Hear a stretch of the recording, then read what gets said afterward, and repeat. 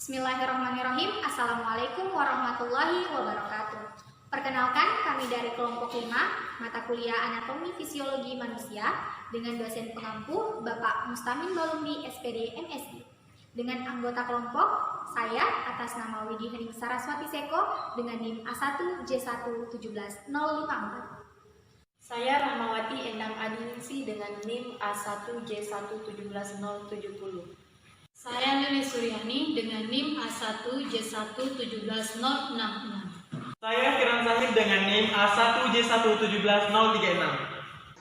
Perkenalkan, nama saya Marwiyah dengan NIM A1J1170067. Saya Ardila dengan NIM A1J1170063. Perkenalkan, nama saya Melani Diceli Sulangi dengan NIM A1J1170068. Perkenalkan, saya Rahmawati dengan NIM A1J1170069. Saya Jirana Sasmita dengan NIM A1J1170064. Saya Salmawati dengan NIM A1J1170071. Demikianlah perkenalan dari kelompok kami. Berikutnya kita masuk pada pemaparan materi. Dalam video ini kami akan menjelaskan tentang sistem reproduksi pada wanita. Sistem reproduksi merupakan sistem yang berperan dalam menghasilkan gamet fungsional pada tubuh manusia, sperma pada pria, dan ovum pada wanita. Sistem reproduksi pada wanita berfungsi sebagai tempat pembuahan serta menghasilkan hormon pada wanita untuk menjaga siklus reproduksi. Nah, fungsi dari sistem reproduksi wanita tadi dikendalikan oleh hormon gonadotropin atau steroid dari poros hormonal talamus, hipotalamus, hipofisis, adrenal, ovarium. Organ reproduksi pada wanita terdiri atas organ reproduksi eksternal dan organ reproduksi internal yang kebanyakan terletak di daerah panggung. Nah, organ reproduksi eksternal tadi berfungsi sebagai alat kopulasi, sementara organ internal tadi yaitu berfungsi untuk ovulasi, fertilisasi ovum, transportasi blastosit, implantasi, pertumbuhan fetus, serta proses kelahiran. Baiklah, saya akan menjelaskan organ reproduksi wanita. Yang pertama yaitu rahim atau uterus.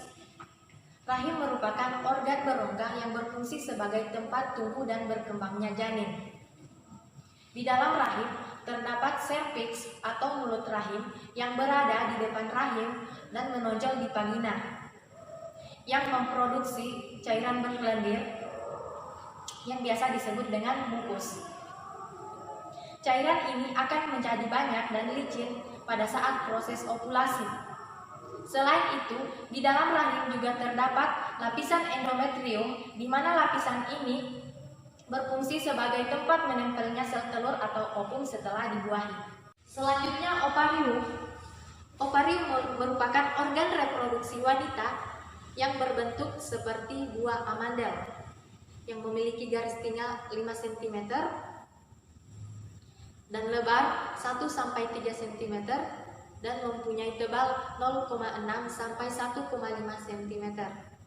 Ovarium berfungsi untuk menghasilkan ovum atau sel telur di bagian ovarium kiri dan ovarium kanan. Selanjutnya, tuba Fallopi atau opidum, di mana tuba Fallopi merupakan saluran yang menghubungkan ovarium dengan uterus. Tuba Fallopi berfungsi sebagai tempat terjadinya fertilisasi atau pembuahan. Selanjutnya, vagina yang merupakan saluran kelahiran, di mana vagina berfungsi sebagai tempat keluarnya janin pada saat proses kelahiran.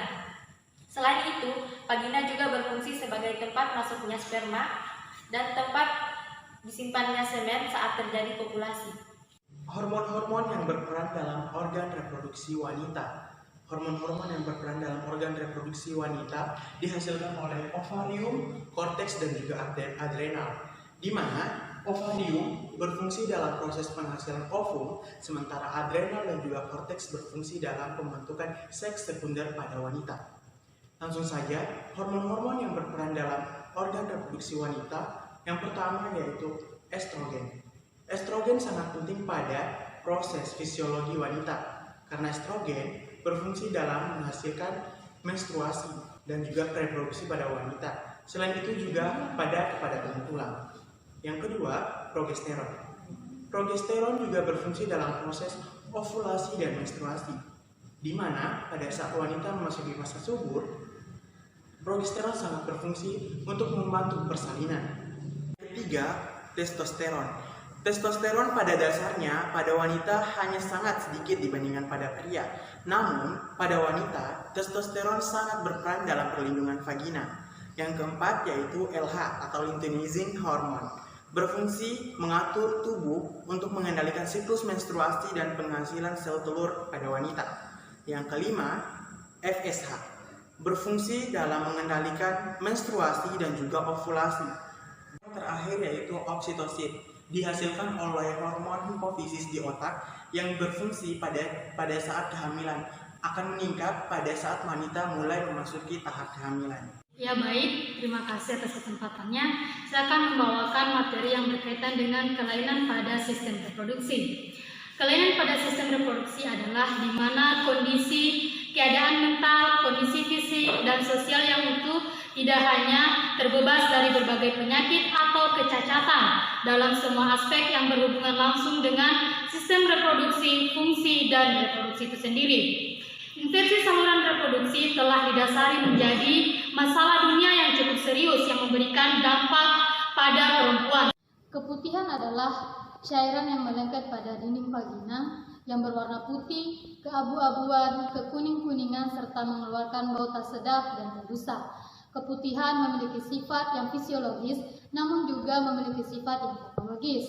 Keputihan yang sifatnya fisiologis merupakan keputihan yang terjadi pada waktu haid, di mana sel-sel pada leher rahim dan vagina mengeluarkan lendir yang bening dan berwarna putih kental. Selain itu, kelainan yang terjadi pada sistem reproduksi yaitu endometriosis, radang panggul, kanker serviks, dan lain sebagainya.